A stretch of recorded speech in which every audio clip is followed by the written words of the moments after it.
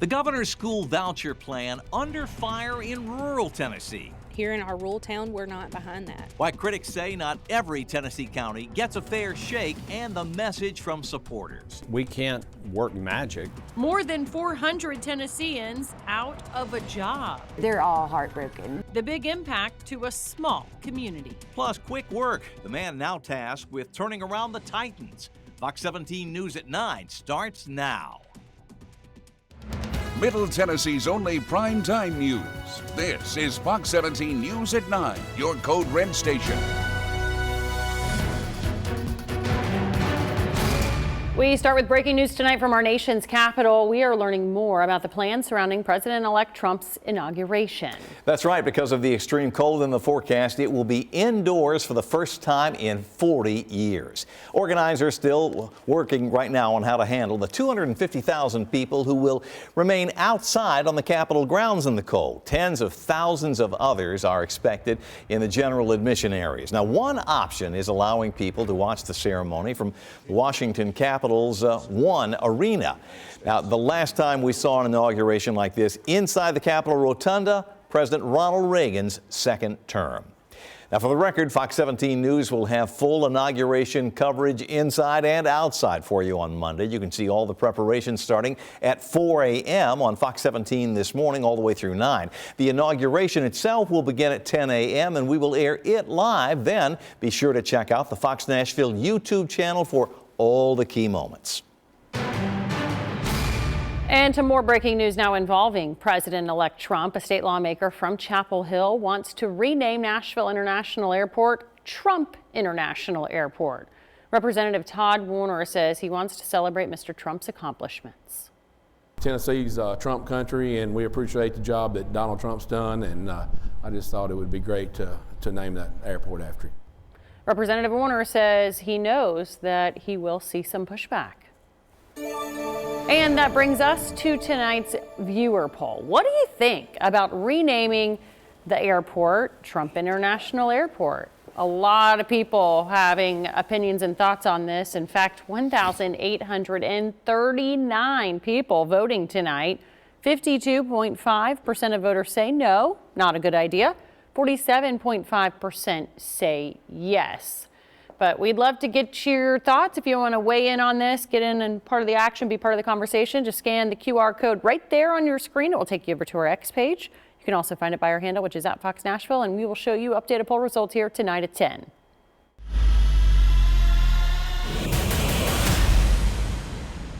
Well, that last story is certainly a talker, and this one is too. The Titans ready to begin a new chapter as the team announces the hiring of their new general manager. Fox 17 Sports Director Jill Jelnick here on set with more on the interview process, and the fast hire is essentially the Titans get their guy. They get their guy, and as you said, very quick work by the Titans. They interviewed 6 different candidates in person for the second round, but Scott, as soon as those interviews were over, the Titans wasted no time announcing the new hire, and it's almost as if they wanted Mike Bergonzi all along. And you can see why, coming from the Kansas City Chiefs. Bergonzi has helped the Chiefs win 3 Super Bowls in the last 5 years, and that's exactly what he hopes to do right here in Nashville. Bergonzi was promoted to assistant general manager back in 2021, but he has been with the Chiefs for the last 16 years, and he's helped cultivate one of the most talented rosters in the NFL. Well, prior to his current role, he served as the director of football operations, and before that was the director of player personnel. Now that will come in handy since the Titans have the #1 overall pick in this year's draft. And when it comes to finding the right players, Titan insider Terry McCormick says that Bergonzi has the experience the team needs. Bergonzi comes with a nice track record of being in Kansas City, where the Chiefs have not only hit on guys like Patrick Mahomes, who's a true superstar quarterback, but also have been able to find talent up and down the draft in the late rounds. Even guys like Tyreek Hill, drafted in the 5th round, and current Titans cornerback L'Jarius Sneed. So certainly a pretty good get for the Tennessee Titans. Borgonzi and the Titans reportedly reached an agreement on a 5-year contract that will keep him here in Nashville through the 2029 season. So, Scott, that means if all goes well with Borgonzi, he will be here to help break open that new stadium, which is set to begin and set to open for the Titans in 2027. Well, if he is here in that time frame, it'll mean A, the Titans have won some games, which they haven't done much of lately. Yes. And it means he'll still be here. So they think, all right, we're on a roll. Fingers crossed, that's all you can do. Exactly. That will be a good thing. All right, good for him, good for us. Here in our rural town, we're not behind that. Now to crisis in the classroom and the heated debate over school vouchers. People in some rural counties are upset, saying they would not benefit from this program. Fox 17 News' Karen Aguilar joining us in Chapel Hill, where one Republican lawmaker is now pushing back. Governor Bill Lee says his bill is about school choice, but in rural communities like this one in Chapel Hill, they don't have that choice because they have no private schools, only public. In the small town of Chapel Hill, there are 3 public schools. Chapel Hill Elementary, Dale Kenson Intermediate School, Forest High School are the backbone of the community. I couldn't be prouder of it. Rainey King's daughter goes to Chapel Hill Elementary. I went to school here my whole career. Her schooling is even better than what I received. She is angry. Governor Lee is pushing vouchers that would use taxpayer money to help send 20,000 students to private schools. Here in our rural town, we're not behind that. We don't want those funds to go in there. There is no opportunity to send her kid to private school, even if she wanted to, because she doesn't have access to private schools. So come on. Representative Todd Warner is a champion for voices like King. You know, if they're paying tax dollars in, they feel like their money's going to nothing that benefits them. Senator Jack Johnson is a co-sponsor of the Education Freedom Act. What if there was like a rural family whose child wanted to attend a private school? How could you accommodate them? Well, we can't work magic. The vast majority of communities in Tennessee, there's some type of a private education alternative. Governor Bill Lee's office says more than 80% of Tennessee children live in a county with a private school, with every county having either virtual or physical access. But it's still only 20,000 students who would get the opportunity statewide, with some rural counties on the back burner. We can, in future years, decide if we want to expand it. I just don't see how it's going to work. For King, this isn't about politics. It's about what's best for all kids, including hers, right here in Tennessee. Governor Lee will have a special session on the 27th to address school vouchers. Reporting in Chapel Hill, Karen Aguilar, Fox 17 News, your Code Red station.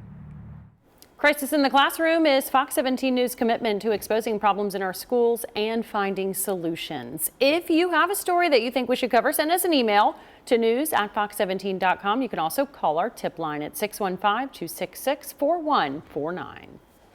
All right, let's talk about your weather after 2 really nice days. Little birdie told me it is now raining, at least in Nashville. It is, and you know, things are really going to start to change. We had 62 degrees earlier this afternoon. Oh, man. And it was a dry air kind of that we had in place. It was a beautiful day, but now the cold air is going to be coming in. It's like a little wild card in the middle of winter. Yeah. And you know, I'll take it. I wish we had a couple more of these, but I think a lot of January is just, we're going to finish out the month pretty cool. Even looking ahead towards the following week, the last week of January, it's still looking like we're going to see a better chance for below normal temperatures across Tennessee and Kentucky. So we're going to finish out probably January pretty chilly, especially this upcoming week. Radar is still showing a few of these showers going on right now. Here's this cold front, though. It's still back out to the west a little bit. So these are the showers that we're getting while it's still, we'll say, warm right now. And that cold air is not in place yet. So this is all just going to be rain showers. No sort of winter weather as we head through the overnight hours tonight. No bad weather with any of this either. No severe weather, no lightning strikes recorded either with any of this that has been moving in. So you'll see most of the rainfall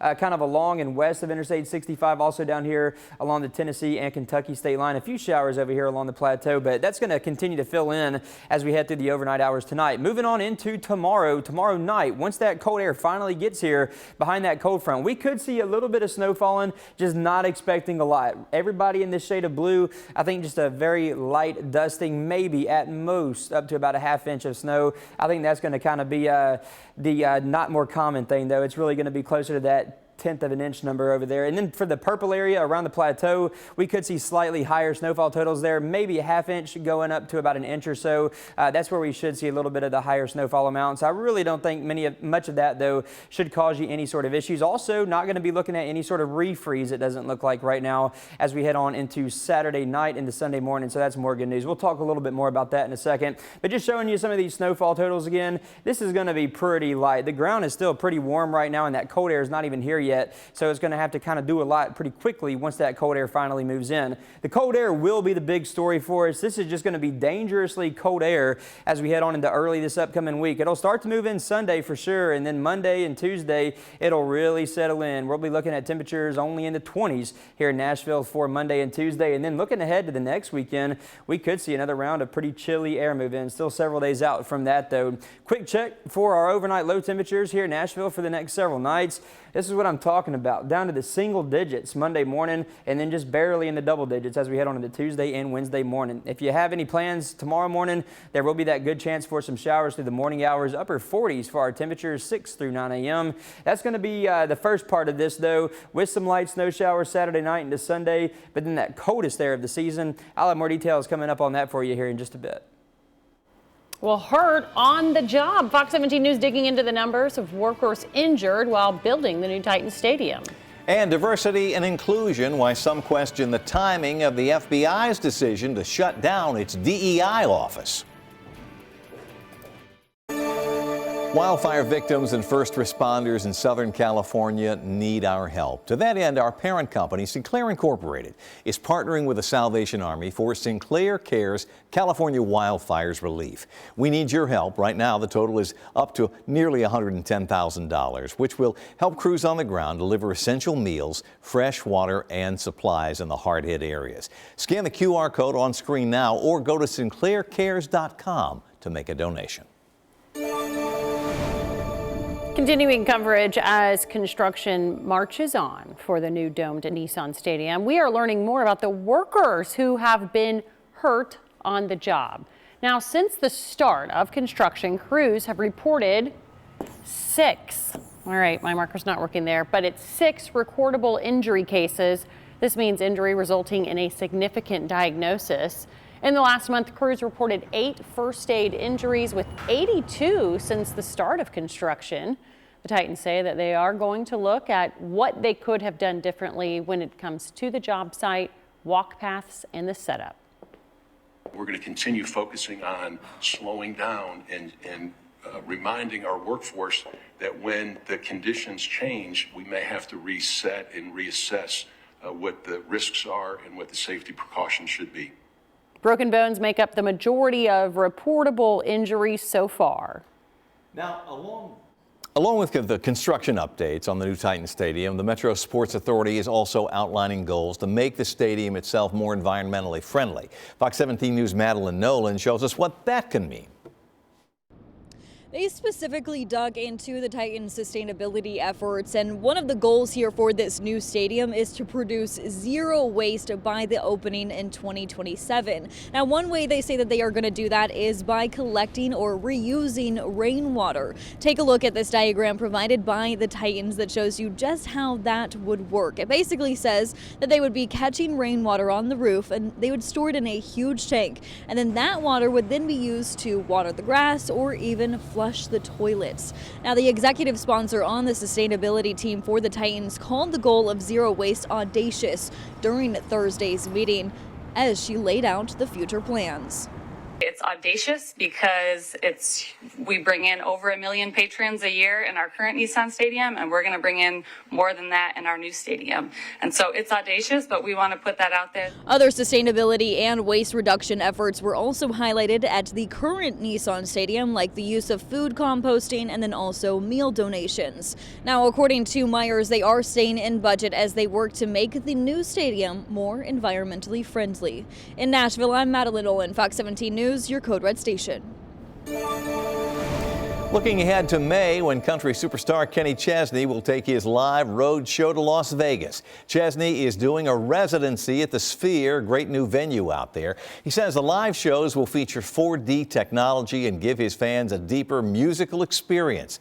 The Sphere has more than 17,000 seats. Kenny's first show out there, May 22nd. Tickets will go on sale at the end of the month. Go Kenny. All right, well, just as you have been saying, like clockwork, the rain showed up. The models behind you. On point, everything's on time. That's exactly right. And you know, that rain had some dry air to overcome. So that's why when I was asking you, I was like, I'm about to go outside and check to see if it's raining. You're like, no, it's raining. Did it make it all the way to the ground? Exactly. So it is making it down to the ground right now. I want to start out, though, with this map right here. It's almost 10 o'clock. We're in the middle of January, and we have temperatures, well, it just updated right there, but 51 now, the current temperature here in Nashville. 40s and 50s all across the map, though. It is not bad at all right now, and today was a really, really good day if you had any outdoor plans. Today was the day to get those done because it's about to get a whole lot colder. We have this one cold front that's moving in. That's going to start to bring in some cooler air. It's also going to transition a little bit of that rainfall over to some snowfall as we head on into Saturday night and the Sunday morning as well. All of this rain that we have right now, that's out ahead of this cold front. And then I was just showing you those temperatures, so it's still warm. So all of this, that's just regular rainfall. We'll zoom in right here right now. Just regular rainfall falling right now. Maybe some slightly heavier rain in our more western areas and our southwestern counties where you see those shades of yellow and orange popping up right there. But overall, no issues with any of this rainfall. I think rainfall totals for tonight on into tomorrow should generally be about a quarter inch to a half inch or so.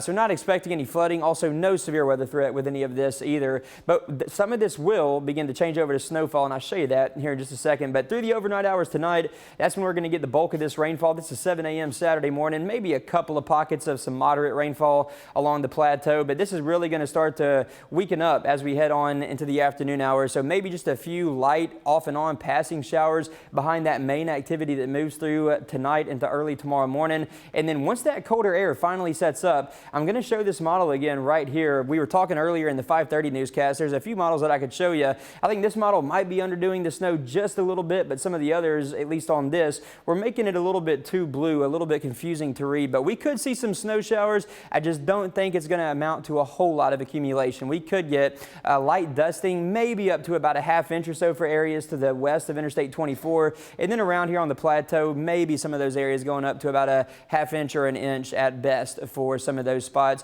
Not expecting really many issues with any of that. The big story for us is going to be this cold air that's going to be moving in as we head on into early next week. Before we get there, though, I want to show you this too. This is Monday and Tuesday. I think we're going to keep it pretty dry, but actually areas to the south of us are going to start to see a better chance for some snow. Right there along the Gulf Coast, we could be looking at some snowfall in some of those areas. Southern parts of Mississippi, Alabama, maybe even the Florida Panhandle, up into parts of Georgia as well, with that Gulf Coast low pushing off to the northeast. But for us back here in Tennessee and Kentucky, I really think we're going to keep it pretty dry as we go into Monday, Tuesday. Wednesday looks pretty dry as well.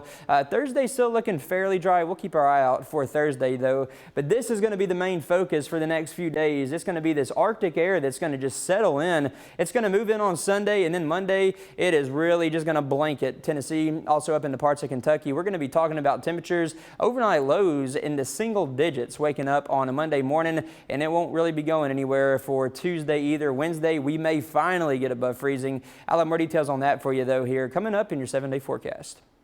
I'm Kayla Gaskins in Washington. Coming up, the changes the FBI is already making before Trump's inauguration. Monday on Fox 17 News this morning, the coldest air of the season settles in. How long the blast of Arctic air will last and whether we have any snow chances in the forecast, we'll see you Monday starting at 4 a.m. The FBI, the latest organization to do away with the Office of Diversity, Equity, and Inclusion. And while President-elect Trump is a vocal critic of DEI, he is expressing concerns over the timing. And as Fox 17 News' Kayla Gaskins shows us, U.S. Senator Marsha Blackburn of Tennessee echoes those concerns. And you can let us know what you think by scanning the QR code that will appear on your screen. Donald Trump's harsh rebukes of DEI already impacting government agencies before he takes office. The FBI announcing Thursday they completely shuttered their own DEI office last month. They know it's detrimental. They know that the incoming president doesn't like it, so they decide to shut it down. If they really believed in it, if they really believed that it advanced the mission there at the FBI and others, they would keep it in place. In a Truth Social post after the FBI's announcement Thursday evening, Donald Trump speculating the Bureau's DEI office is closing right before his return to the White House to hide its corruption. Trump demanding the FBI preserve and retain all records, documents, and information. We want to find out the extent to which they have prioritized DEI over the safety of the public. We saw this play out in New Orleans. Following the New Orleans New Year's Day terror attack, Senator Marsha Blackburn sent a letter to FBI Director Christopher Wray slamming his leadership and his implementation of DEI. Blackburn writing, "I am deeply concerned that under your leadership, the Bureau has prioritized diversity, equity, and inclusion initiatives over its core mission of protecting the American people." FBI Director Christopher Wray will step down on Monday when Trump takes office. Trump's pick to lead the FBI, Kash Patel, is expected to be a reformer who will shake up the Bureau. In Washington, I'm Kayla Gaskins. During that story, we had a QR code on screen linking you with a poll asking whether you think the FBI should have an Office of Diversity and Inclusion. 616 people weighing in, just under 95% say no. Our thanks to all who cast a vote.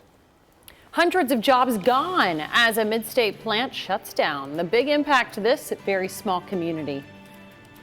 With the inauguration just days away, Donald Trump's immigration and southern border policies are coming into focus. I'm Matt Gelka in Washington, and I'll have the latest coming up. In just a matter of days, history will be made with the inauguration of President-elect Trump for a second time. And with Monday's forecast in Washington, D.C., the event is now moving indoors.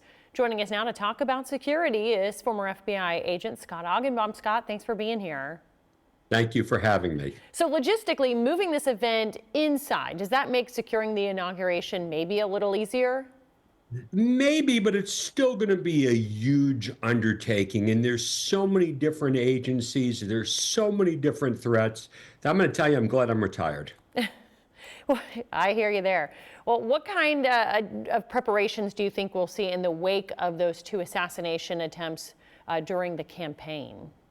Well, first of all, there's a lot of intelligence floating out, and there's a lot of intelligence people that are going through every bit of scraps of data they can find. People are making threats. You have to investigate these things seriously, especially in today's political environment. There are bad things that are going out in the world. There's a lot of angry people. If you were President Trump, would you be nervous? I would not be nervous. I mean, he's going into this full speed ahead. He's not showing any signs of weakness. With everything going on, I'm telling you, all the different law enforcement agencies, and it's just not federal. It's federal, it's state, it's local law enforcement agencies. Everyone is on heightened awareness. They don't want anything to go off that's going to really cause any problems. Sure, but with the track record and the history of the Secret Service, especially with the events that unfolded in Pennsylvania, do you think that this incoming administration, they vocalized that they've lost confidence in some of the Secret Service, and clearly there's going to be a shakeup at that agency? Well, hopefully everything should go off without a hitch, without any issues over here. And after this, as we keep our fingers crossed, everything will go smoothly, and we're going to start to get some confidence back. All right. Scott Augenbaum, thank you so much for your time tonight. Thank you. I gave him a big hug this morning, and he was just crying because he has no idea what to do. In the economy tonight, a big hit for Putnam County as Purdue Farm says it's closing its processing plant in Monterey. Now, that plant is a big part of that community. Fox 17 News' Johnny Mathey shows us how many area residents are now searching for new jobs. 433 people now looking for a job as Purdue announces this factory closing, leaving more questions than answers and concerns throughout the county. I honestly, I'm worried for the people in the town. Anna Bailey has her dream job owning Ben Anna's Cafe in Monterey. Real keeping bread. Making homemade sandwiches for happy customers downtown. Secret sauce. With the goal of buying the building her cafe is in, she also ran the cafeteria at the factory. Until today. When I heard the news last night on the internet, I said, no, this is not a good business decision to stay. Bailey was not the only one surprised. It seemed everyone was surprised. I was shocked, completely shocked whenever I got it. Cookeville-Putnam County Chamber of Commerce CEO Amy New found out with no warning. Putnam County Mayor Randy Porter took to Facebook saying he's saddened by the announcement after the factory being a part of the area for around 40 years. Now, his office and the Chamber of Commerce pivoting to try to help 400 plus people who have families and loved ones to take care of. The Chamber already got the ball rolling. 30 minutes after making the statement, I was hearing from plant managers in the area, as well as others that are moving into the area, everyone from FlowServe to US Foods, who are currently doing expansions in the area, offer to come and do on-site job fairs. But that doesn't mean it won't be a bumpy road ahead. Anna Bailey was on-site just this morning. I talked to a couple today that they both lost their job or are losing their job. They had just bought a car. So they're like, what are we gonna do? In a statement, Purdue says they will be providing what they call 10-week WARN severance packages, but not everyone can land on their feet that quickly. They're all heartbroken. I mean, I met people that had been there since they were 15. I've met people that had been there 30 years, 40 years. So if you have any job openings or know of any in the area, the Cookeville-Putnam County Chamber wants to know about them. We put their website link right on fox17.com. And the Tennessee Department of Labor also tells us they are working to help everyone looking for work. In Monterey, Johnny Maffey, Fox 17 News, your Code Red station. Now back to covering the Capitol. As President-elect Trump gets ready to take office, Republican lawmakers are also preparing for mass deportations. They're making it a top priority. Fox 17 News' Matt Gelka with how it all should work. Border security must remain a top priority. Donald Trump's pick to lead the Department of Homeland Security. South Dakota Governor Kristi Noem told senators at her confirmation hearing she'd move quickly to act on Trump's immigration plans, namely mass deportations, which Trump has vowed his administration will carry out. 425,000 plus people have criminal convictions that are here illegally in this country that our current administration is doing nothing to round them up and get them out of our country. We will be doing that immediately, and that will be the priority. As the inauguration gets closer, the border and immigration plans are starting to come into focus. Florida Governor Ron DeSantis called a special session in his state aimed at backing an immigration crackdown. State and local officials in Florida must help the Trump administration enforce our nation's immigration laws. Meanwhile, Congress is set to give Trump a bipartisan immigration win. The Laken-Riley Act, named for a Georgia nursing student killed by an undocumented immigrant who had previous arrests on his record, cleared a key hurdle in the Senate on Friday. The motion is agreed to. 10 Democrats joined Republicans and moved the bill for a final vote likely to happen Monday evening after Trump is sworn in. I think that the whole country recognizes that we've had a crisis at our southern border. My obligation is not to consider the politics, but to consider my state's interests and my national interest, and that's what I'll keep doing. The Democratic shift is the continued fallout from brutal 2024 election results for the party. Mostly swing state Dems were among the 10 voting to advance the bill. I am heartened to see so many of my Democratic colleagues come out in favor of this common sense, straightforward legislation. But we can't lose focus now. The Laken-Riley Act would allow undocumented immigrants to be detained for theft charges, and it increases the chances of deportation. It also would allow states to sue over immigration policies. Reporting in Washington, I'm Matt Gelka. Well, today was a really good day. We hit 62 degrees. That was our high temperature here in Nashville today. I think tomorrow we're going to be about 52 degrees. So we'll see temperatures drop down about 10 degrees lower for tomorrow afternoon. Average high temperature this time of year, though, it's still 49. So we're still going to keep temperatures above normal for this time of year. Rain showers going on right now. That rain continues through the overnight hours tonight. That is all rain, no snow mixed in with any of that. But once we hit late tomorrow, probably in the evening hours tomorrow and then even into Sunday, we could see some of that rainfall start to change over to a little bit of snowfall. 7 a.m. tomorrow, waking up 48, and then by noon, I think we're in the lower 50s. So that's going to be about our high temperature around the noon hour, and then we're just going to start to drop as we go throughout the rest of the day, and it's just going to keep on dropping. Very cold air settles in early this upcoming week. We could be talking about single-digit low temperatures waking up Monday morning right here in Nashville, and the last time in Nashville that we had single-digit temperatures, that was back on January 21st, 2024. So about the same time last year, we had 4 degrees right here in Nashville. Here's your high temperature trend as we head through the next several days. So tomorrow, not terrible, and then the bottom just falls out. Sunday, 30, 23 on Monday, 27 on Tuesday, and then we go back to the mid-30s on Wednesday. We could finally break above freezing Wednesday afternoon, but we could go about 80 hours or so right here in Nashville with temperatures at or below freezing Saturday night into Wednesday afternoon. So it's going to be cold. Go ahead and just start preparing for that now. I'll have more details coming up for you here in a little bit. Brett, thank you. Just ahead, paying tribute to one of George Jones' celebrated duet partners, how friends and fans are remembering Melba Montgomery.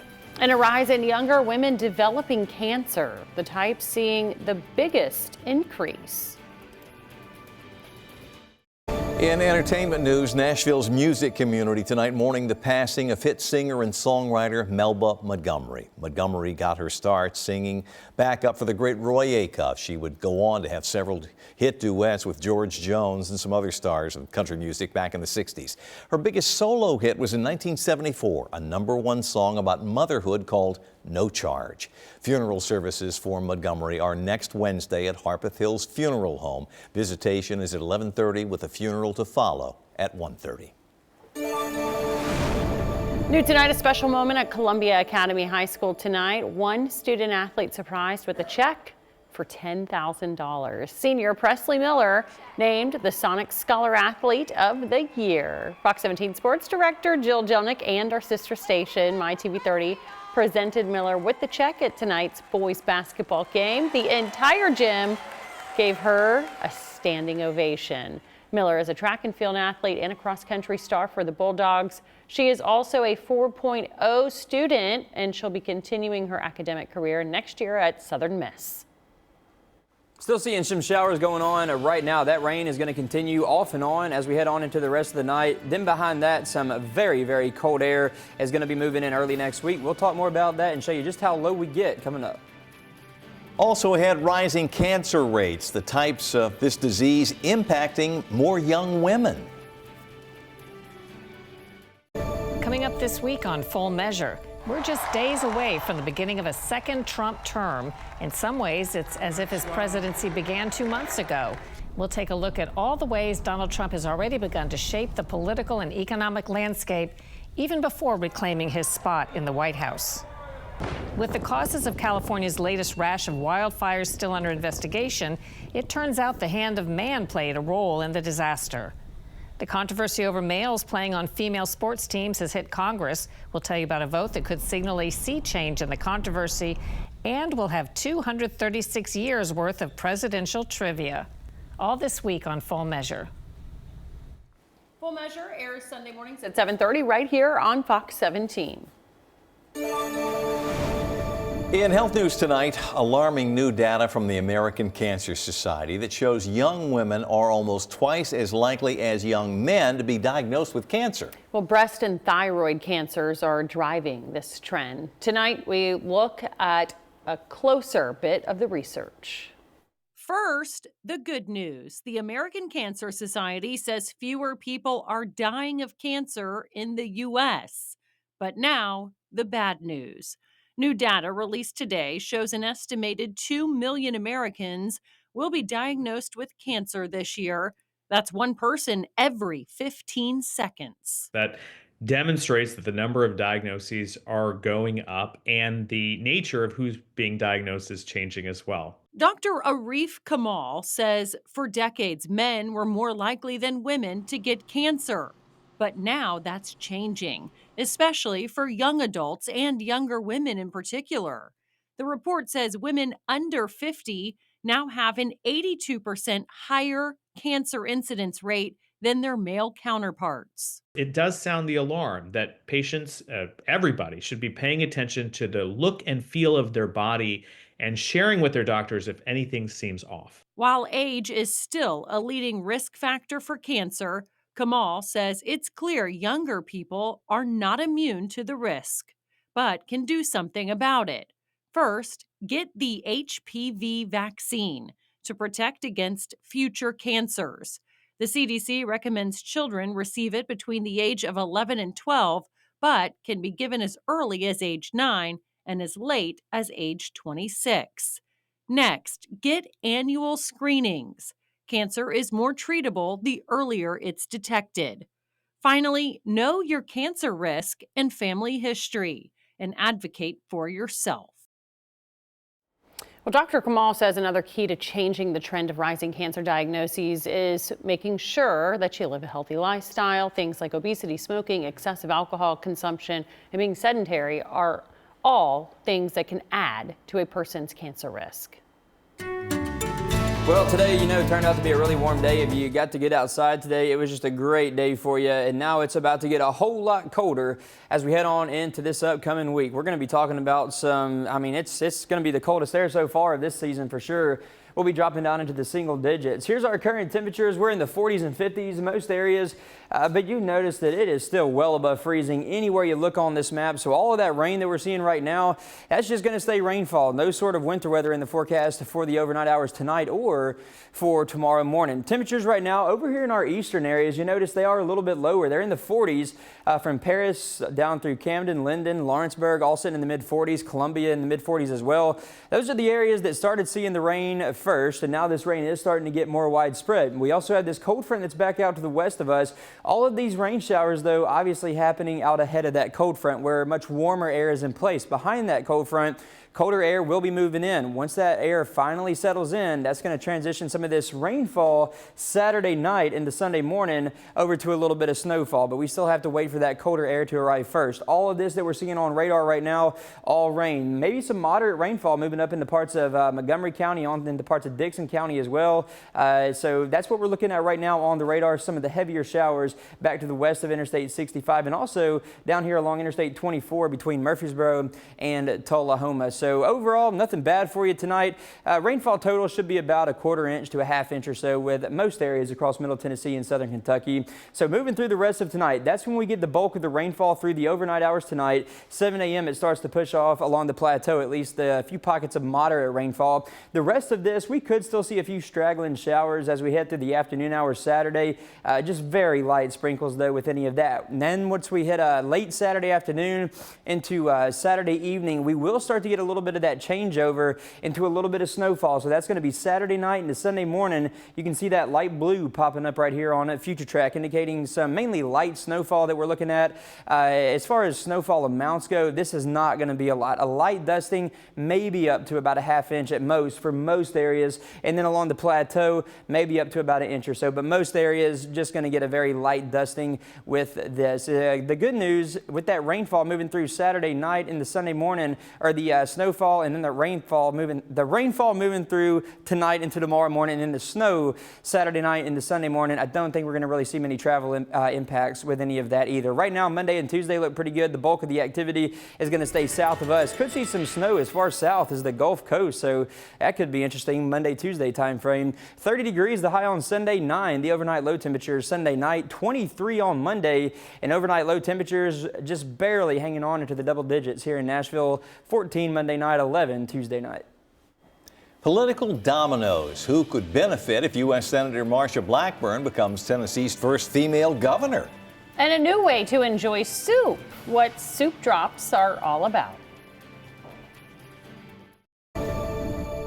Looking ahead to Sunday morning and Nashville in focus, it's been a big week with the governor calling for a special legislative session. That's right, and there has also been talk about the governor's race, which is still 2 years away. Toward that end, U.S. Senator Marsha Blackburn, who was just reelected in November, is telling Republicans across the state she's running, and that news is making some waves. Knox County Mayor Glenn Jacobs was said to be considering a run for governor too, but now he's endorsing Blackburn.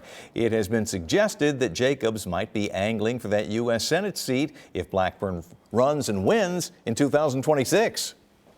And people were reading the tea leaves, even his own followers. It doesn't take a political strategist to be able to discern this. So I think that that's what we're really seeing with the Jacobs endorsement. Now, other topics on Sunday morning include new life for the FUSIS program, which would allow Metro Police access to business security cameras, and new rules in the State House to keep lawmakers in line without kicking them out of the legislature. That's Sunday morning at 6:30 on Nashville in Focus. Well, just in time for cold and flu season, the brand new way that you can enjoy soup.